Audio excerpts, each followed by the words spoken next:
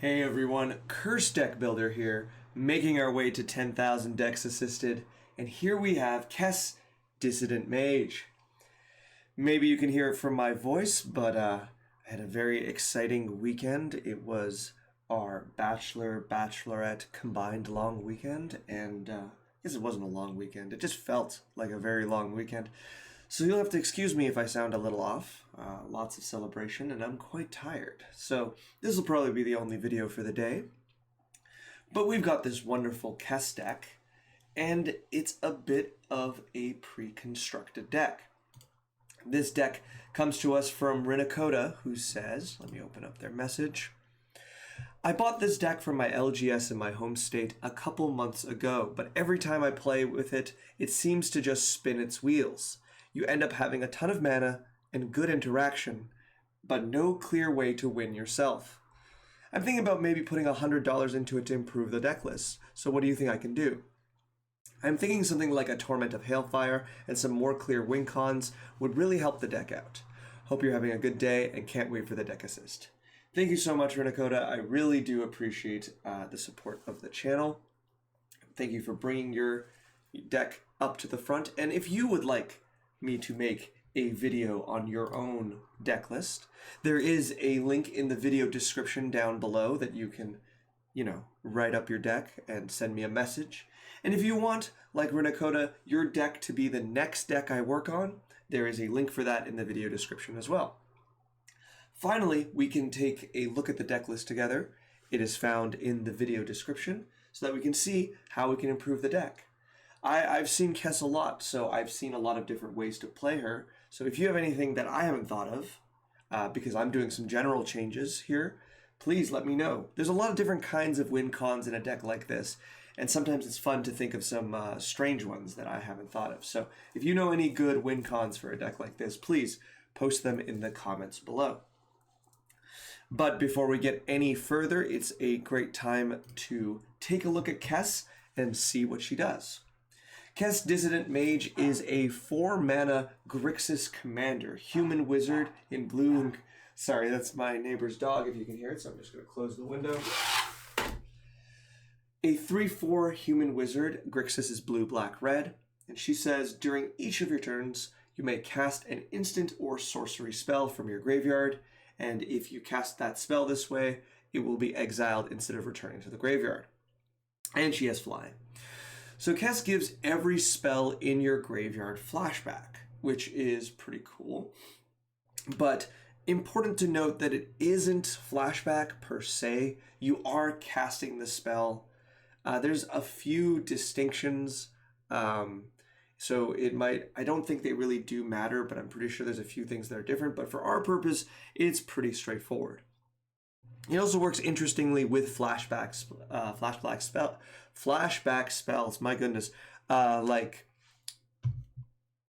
our good friend Faithless Looting, who usually costs 3 from the graveyard but costs 1 instead.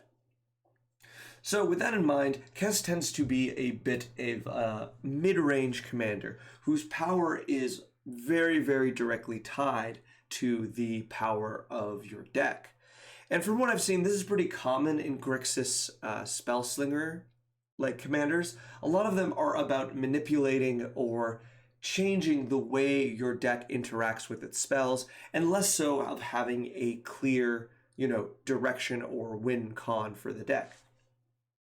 Kess, for example, can go into like a 9-power deck or a 2-power deck. It doesn't matter because Kess is just dependent on what you put in it.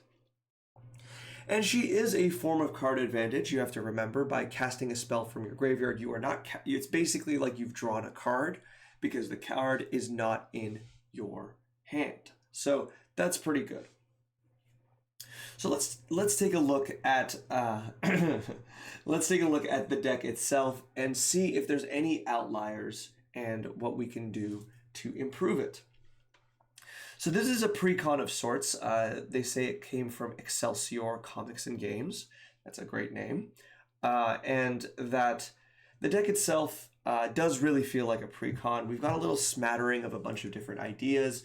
We've got some nice mana reduction in Nightscape Familiar, Electromancer, and I believe Sanctum is at least. And then we have like, you know, a few Flame Breather effects here where we've got cards that deal damage as you cast instants and sorceries, a few discard things. It is kind of a little bit all over the place. So there's a few of them I want to, you know, give a little more attention on. But before we go to additions, we're going to look at subtractions, let's say. So looking at the curve, we're really very much so in our 2 mana slot, and that does make sense. We've got Treasure Cruise and Blasphemous Act really high up, but that's fine because these cards often cost much less than that. But 2 mana is our highest.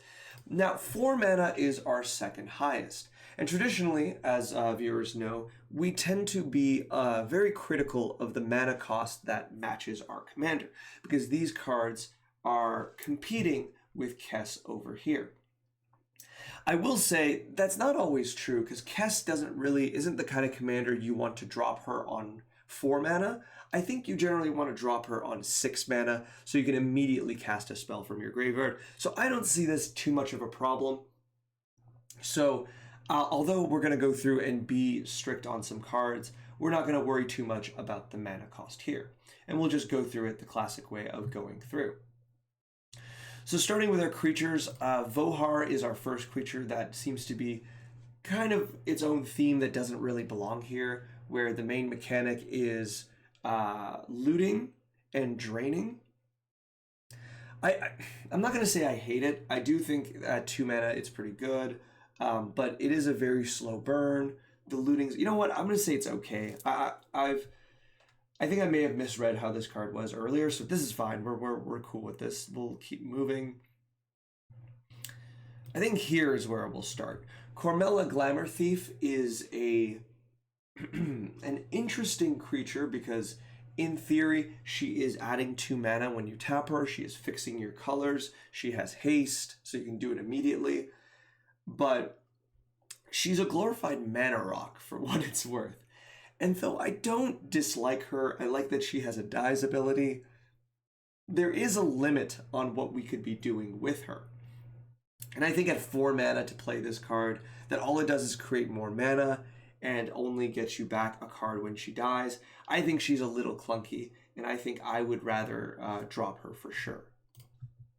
And looking down, Murmuring Mystic feels a little expensive for its ability. This is a young Pyromancer ability. It does give us a 1/1 flyer, and flying is important. I'll leave this one up to you. I'm adding a few cards with this ability. I think maybe just one, but if you like this ability, it doesn't hurt to have a critical mass on it. So every time you cast a spell, you're getting 2 to 3 different tokens out of it. But I will say this one is probably the weakest. At 4 mana, you can do a little better, which we do down here with Talrand. Talrand just does this a lot better, and 2/2s are a big step up from 1/1s, so I do particularly like Talrand. So I would consider Murmuring Mystic to be cut, or at least replaced. Rona is good. I think Rona is great. She is the more expensive of this kind of ability. A lot of the ones I'm going to suggest are at 2 or 3 mana. And I think I'm going to suggest one more. But if you want this ability, I will argue that there's a lot of 2 and 3 mana versions of this ability that the deck isn't playing. And I think you should go cut down in mana cost a little bit. You know, the idea of being able to recast Rona from the graveyard is neat, but I still think we can do better. It's not like you're not going to often attack with her. A 3/4 is good, but like at the power level this deck is, I don't think you're going to get a lot of successful attacks with her, because players will be playing bigger creatures, you know, big clunky green boys that will block Rona pretty easily. So with that in mind, I would rather replace Rona with the, you know, lower mana cost versions of this card, which honestly I haven't gone through all of them, but if you look any version of this, you know, text, you will find quite a few. And honestly, like, you have Gutter Snipe, right? Gutter Snipe is just such a better version of Rona at 3 mana, and we're going to try to get a few more like that. Najal, the Storm Runner. I think I think this is close. I find the ability, Najal, the second one, of copying your spells to be really cool, but you have to attack with them. And I think that's the problem here, right? I do like that all of a sudden your sorcery spells have flash, but it's interesting to me because these two abilities, they kind of work together, but they don't really work together. The idea is that when you attack with Najal and pay the ability, you can use a sorcery spell to react to any blockers, any removal, or any interaction with Najal. You can use your sorcery spells with flash to deal with them. But that's not how we usually want to use our sorcery spells with flash, right? We want to use them usually on our opponent's turns. Like, imagining using Blasphemous Act on your opponent's turn is a really, really good use of flash. So these two abilities don't really work hand in hand, and I would really prefer having like the first half than the second half. So I feel like Najal isn't ideal. The fact that also both of its abilities require another payment of mana, right? Like, having flash doesn't mean anything if you're out of mana, and even if Najal has haste, you still need to pay an additional 2 mana to immediately get the ability.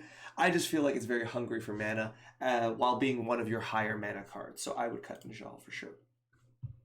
Going through sorceries, I'm going to do the same thing and scroll down to the lower parts. Diabolic Tutor, I would cut for sure. Easily these cards, I haven't put them on the list, but I feel like I always bring them up, so I think they're always like generally to think about. Read the Bones, Greed, these kind of black draw spells, you'll probably have a much better time. The idea with tutors is that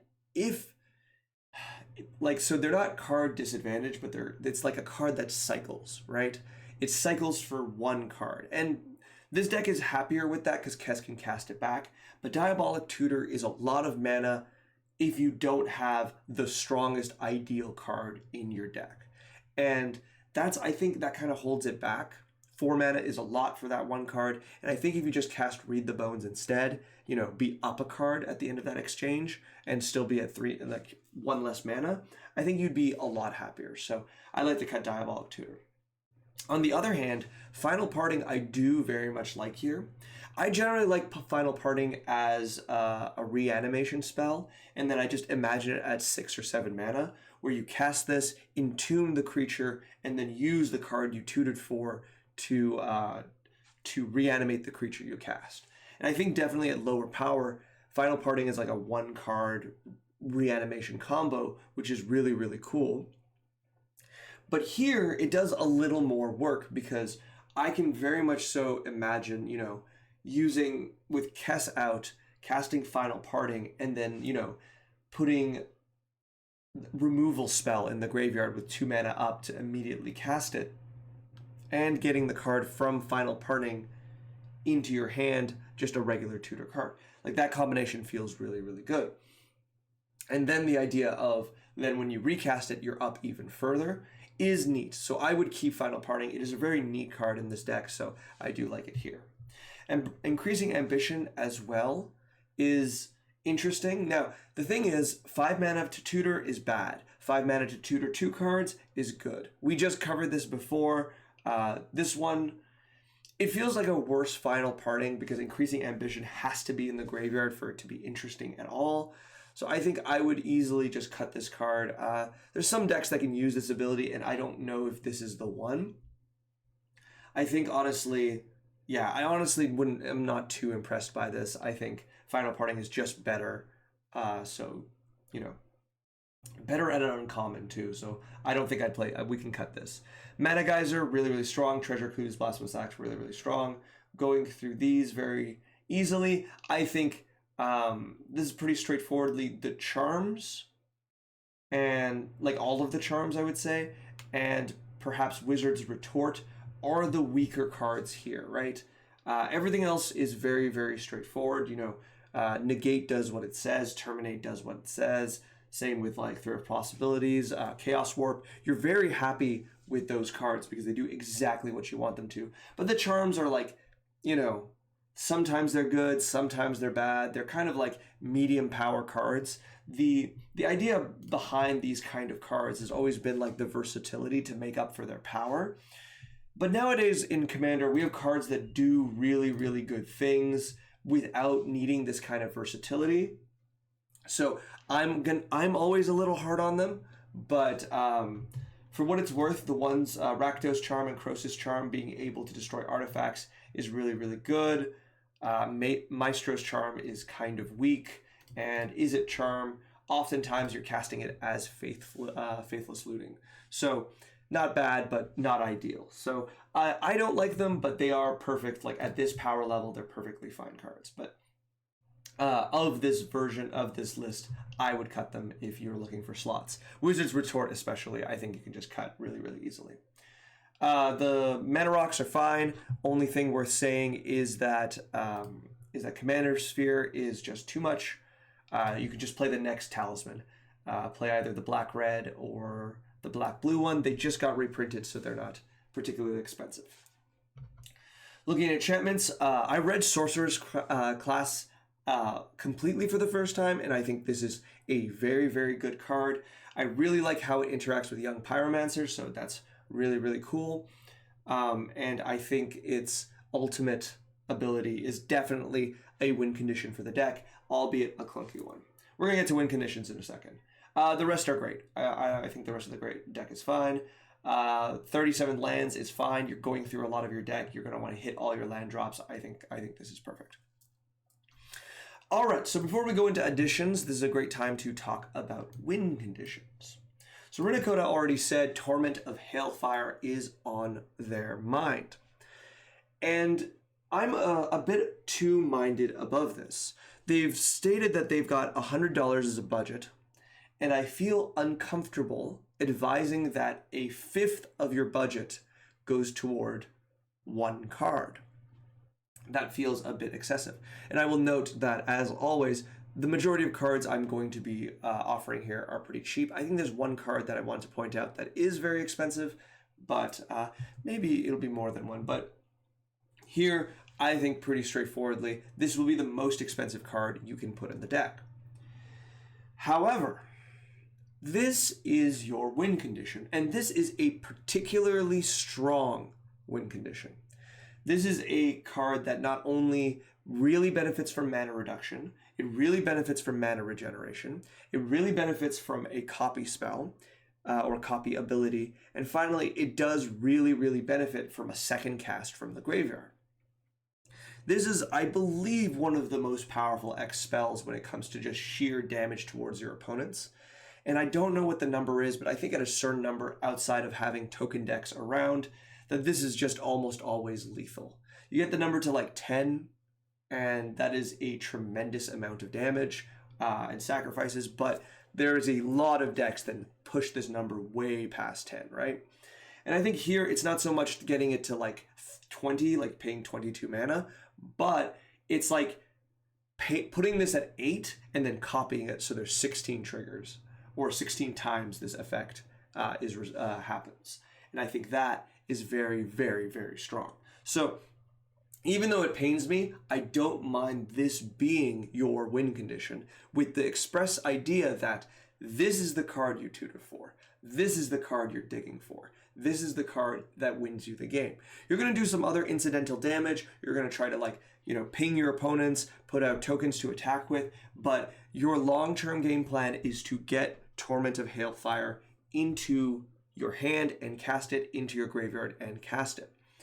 Do note your opponents will eventually catch on to this and be waiting for this spell, which is fine because that allows you to spend time just burning your opponents, just dealing damage. Kess is a flying attacker. You'll be able to get in. There's a lot you can do while waiting for Torment of Hailfire, but just be aware your opponents will catch on. So let's go into additions. An addition that I think is very straightforward, that I think all of these decks need to have when you're in Spellslinger, is Stormkiln Artist. Stormkiln Artist just allows you to make mana as you cast spells. You'll just be really, really happy. Very straightforward card. It gets better as you cast more spells, but the ability to just bank an additional mana every cast for like a future cast is really, really good. I think you'll be very, very happy with it. Another spell, there's not going to be a particular order here, but we'll go through it. Another spell that I think is integral here is Third Path Iconoclast. Third Path Iconoclast is very, very, very good. It is a better version of Young Pyromancer, except for with harder mana. We can't take advantage of the artifact nature of this, but having just a bunch of blockers, a bunch of attackers, just getting value from a spell, just a little more value every time you cast a spell, is what Spellslinger is really all about. So this is a very, very easy addition. They are a target for removal, which I think is fine. You have a lot of your creatures are very powerful, so your opponents will not be able to deal with all of them, so that's very, very good. Yeah, this is a great card, so an easy addition. Going back to the idea of making your spells a little better, what I'm gonna do is I'm gonna put out my point first and then put more of these cards. Flick a Coin. Flick a Coin is a card that really, really interests me. And what really interests me is that it's an incredibly well-rounded card, right? When I saw this, and I still feel this way every time I see this card, I think this card is really, really good. And it's just a little deceptive. It feels like it is not worth doing these things for 3 mana, but it does so much. And so what I want to present with a card like Flick a Coin is that it does so much, and every additional effect you can put on it, such as Stormkiln Artist making another treasure, such as Third Path Iconoclast making a creature, Flick a Coin gets better and better. 1 damage is really relevant a lot of the times. Ping a creature, whether they have 1 health or just putting them just below after an attack, is really, really good. Creating treasure is really, really good, and drawing a card is really, really good. And when you can add on these kind of things or reduce the mana cost, this ability gets better and better. And casting this from your graveyard, again, is almost free. Like, it's, if you have nothing else, you get to cast this really easily, be just a little further ahead, and you'll be very, very happy. So this is an ability, this is a card I really like. It's dirt cheap. I think at the power level this deck is, it's a very fun ability that you'll have a lot of success with. Speaking of reducing mana costs, here are Mocking Sprite and Haughty Djinn. I believe the Djinn is better, obviously, because it is an attacker that matters. It is 2 blue, but the main thing is both of these will reduce the instant and sorcery spells mana cost, which I think you'll be very happy with. Haughty Djinn can attack, and Mocking Sprite can also attack, so I think these are cards that are fun to play. And like I said, one of the goals is just to take good spells and just reduce their cost, just make them, stretch them a little further, right? Speaking of this, before we get into a few instants and sorceries I think I'd like to add, it is Baral and Kari Zev. Baral and Kari Zev, so much text, so much text. On Saturday, we were playing a little bit of Magic in between events for the Bachelor Bachelorette, and my friend who came in town for this doesn't play Magic at all, so we were playing a little bit, casually with a cube, and his opponent played this card. And as his opponent read the card to him, I saw his eyes just widen of just trying to take in all of the information. So let's do it the short way when we look at this card. Basically, the first time you cast an instant or sorcery spell each turn, you can cast another spell from your hand that is less mana and has the same card or shares a card type. So instant or sorcery, right? And with that in mind, it's basically you get to cast an additional spell. Alternatively, you get Ragavan, which is fine. And the reason I wanted to bring up Baral and Kari Zev is that already this is a very good card because it allows you to get just a little more value out of a lot of your spells. Like I said, we're trying to stretch those spells as far as we can. But the other thing I really like about it is that this ability traditionally has the, the restriction that you have to cast that first spell out of your hand. And that's not the case here, right? If you use Kess's ability to flashback a card, Baral and Kari Zev are very, very happy with that. And with that, you can use your flashback from your graveyard to cast another spell from your hand. And I think that's really cool. I think there is like some definitely saving on mana or utility, you know, in doing something like that, which I really, really like. And once again, you get more cast triggers. You're just going to be really happy with this spell. For what it's worth, a 2/1 Ragavan is great. You can attack pretty freely. You can block pretty freely with it. I know it doesn't create as many bodies as our other, you know, it only creates the one, but that's not nothing, right? And of course, the fact that this can trigger on other turns is really nice. So I like this a lot. A bit out of order, but before we go to instants and sorceries, I have 2 enchantments. And the thing is, I don't even have that many instants and sorceries. But Fiery Inscription is Gutter Snipe, but better.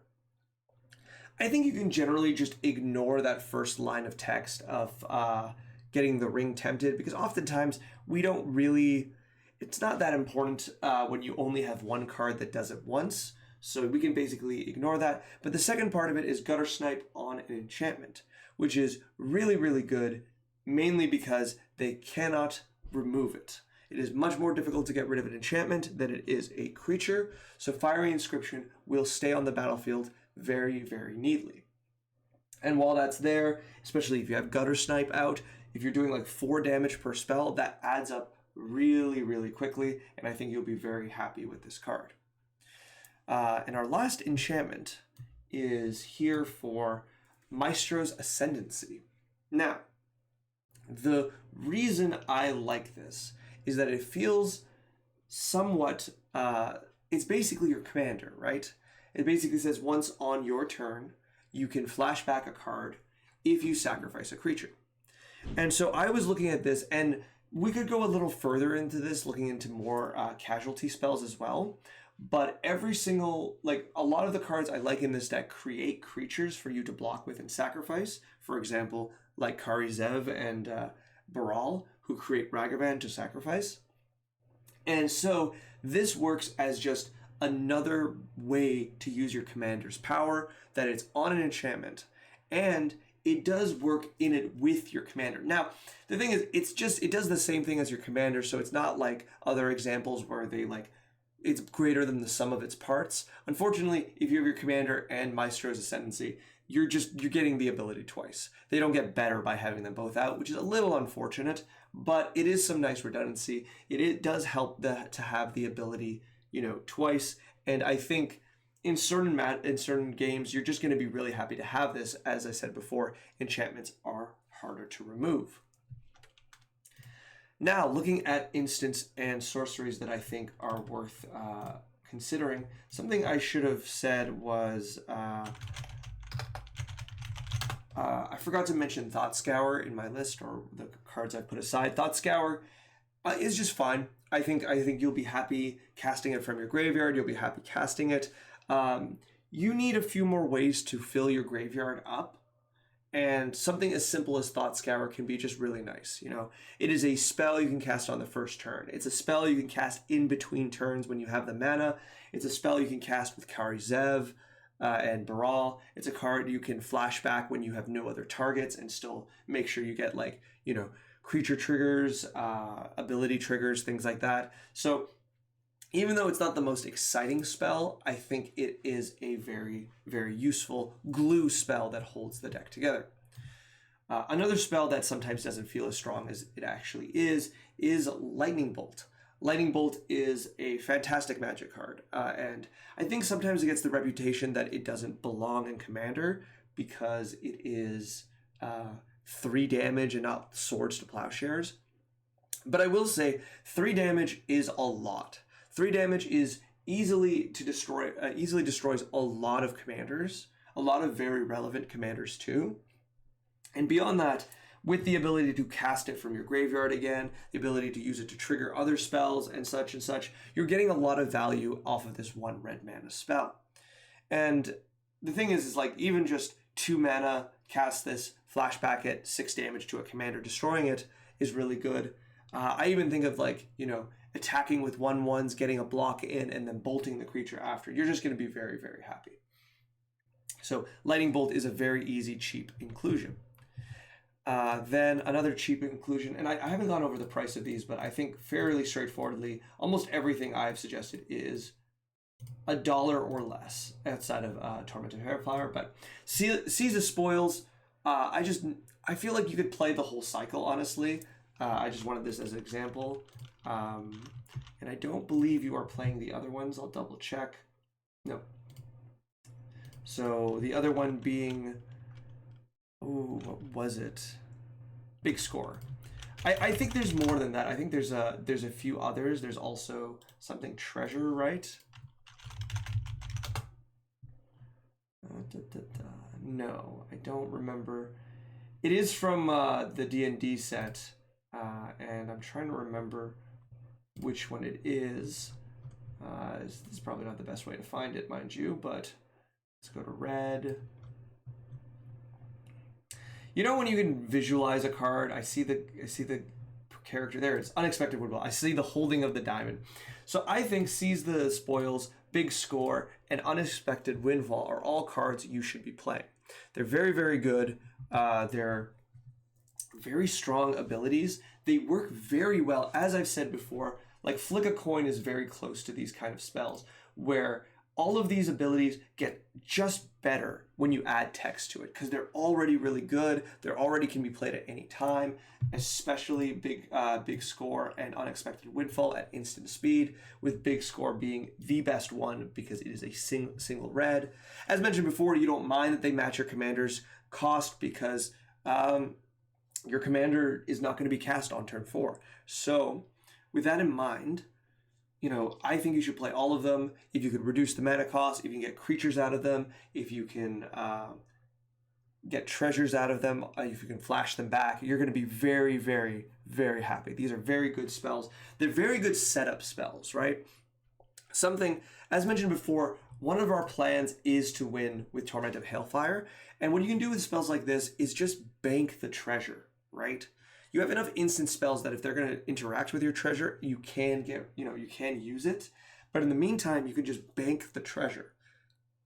Not only does that allow you to have an earlier Torment of Hailfire, but it also lets you hold up extra mana for counter magic on the turn you torment, right? So it's definitely these setup cards that dig you into your answers and dig you into your win conditions will also, allow you to just slowly amass your giant collection of treasures so that the turn you're going to go off even more. So all of these really, really cleanly, I think, belong in here. You're going to be very happy with the results.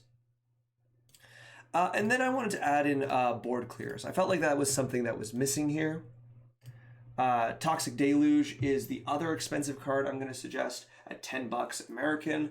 You can probably, since it's been reprinted so many times lately, you can pick it up pretty easily. It is the premier, I would say, maybe the best board clear outside of Blasphemous Act at 3 mana and being modular. So that one's easy. But if you want to keep the budget low, the other two are Chain Reaction and Storm's Wrath, both of which are about under $1 by far. Chain Reaction having been printed so many times that I'm actually surprised it's not in this deck. It is very, very strong.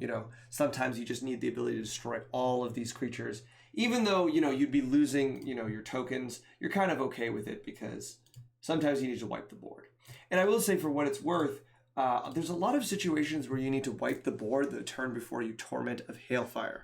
When your opponents get to, when the game is stalemated, you often want to wipe the board so that people have less permanents to sacrifice to Torment of Hailfire. So it is a really good idea to have just extra versions of these cards. Even if you're going to put yourself a little behind by doing that, if the goal is to cast Torment of Hailfire, sometimes you're just going to have to make that decision. All right, and that's generally going to be my first draft notes. Going over everything really again, there's just a few cards that I think are a little clunky, especially some of the higher mana cards that I think are easy to pull out of the deck. I think, a lot of the charms can be pulled out, which are often they're supposed to hold decks together by giving more versatility, but I think the Big Score, Seize the Spoils collection is a lot better to do that, so I would recommend those. Mana can be improved, but I'll leave that to be your budget. There's, just a lot of very cheap tap lands you can put in. I think right now we should focus on the main deck, because this is upgrading a pre-constructed deck, right? So I often start by looking at the main deck, seeing what we can do. I don't often say this, but you could easily include every single card that I've suggested. Now, I've probably said to cut less than I've added, so that might be up to you to decide. But if you had to pick some, obviously Torment of Hailfire, Stormkiln, Third Path. You see, I'm just going to name so many of them because I think there's a lot. When we deal with pre-cons, we can add a lot of cards really easily, and that make really big differences. So, I mean, I'll say those are my suggestions. Add as many as you want. I think they'll make a big difference. And then, after which, we can start looking at bigger additions. You said you had a $100 budget. And I think I'll end on this point. I don't think there's any rush to burn through that budget, right? Let's put in, outside of Torment of Hailfire and maybe Toxic Deluge, let's put like what, $20, $30 worth of money into the deck. See if now the spine of the deck works for you, right? Because that's going to help us decide what decision to spend further, right? It's really easy to say, well, get yourself Mystic Remora, get yourself Rhystic Study, get yourself, Necromancy, get yourself, all of these like really, really strong, powerful cards. But you'd be burning your budget out on just a few cards, and then the core of the deck wouldn't change that much. So I'd rather have a very strong core of a deck, and then we're going to slowly go into increasing the power by adding key strong cards. Like, as much as I could look at you and go, you should add Entomb. Entomb is so strong in this deck, because it is. You could use Entomb to basically tutor a card into your graveyard in order to basically flash it back. It's basically a better Mystic Confluence because it goes, Mystic Tutor, because it goes directly into your graveyard. With Kess out, you're gonna be really happy. You can cast Entomb again, do it again. So good. I said all of that, and I was expecting this to be like maybe a much more expensive card. And now looking at the price, get Entomb. You can spend $5 on Entomb. I think that's fine. Reanimation, this is just me. I just thought it was more expensive. Okay, well, perfect. I should have looked it up. Entomb is cheap. Get Entomb. That you'll be really happy with it. I guess the example I was trying to do was that like really strong cards can benefit your deck, but if you don't draw into them, you won't get them. So I'll be a little fool. Like, okay, let's say don't get this one. Don't get this one. That'll be the argument I say. But yes, obviously, if this is the price you can get Entomb at, get Entomb. But yeah, let's deal with the main core of the deck. See if it's the part that you like. And I'm going to suggest, find if you like the creature token making. Find if you like the pinging when you cast a spell, like Gutter Snipe abilities.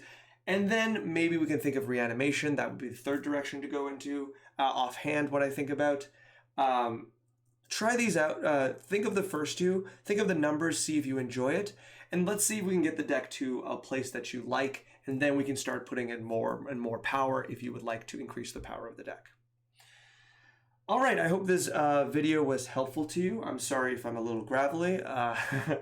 I'm sure I will recover by tomorrow. Thank you so much, Rinakota, for once again supporting the channel. It does mean a lot. Your support and all of your guys' support does mean so much to me. Thank you for supporting the channel. And if you would like to send another draft of this deck or any deck, there is a link in the video description below. And if you would like Rinakota to bring up the deck to the front of the queue, there's a link to that. Like, comment, and subscribe. Tell me why Kess is your favorite commander. I see Kess all the time. People love Kess. So I am not surprised to see her again here.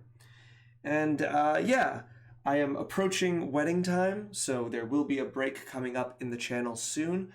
But until then, hopefully we will continue to make videos Monday, Tuesday, Wednesday. All right. Good luck.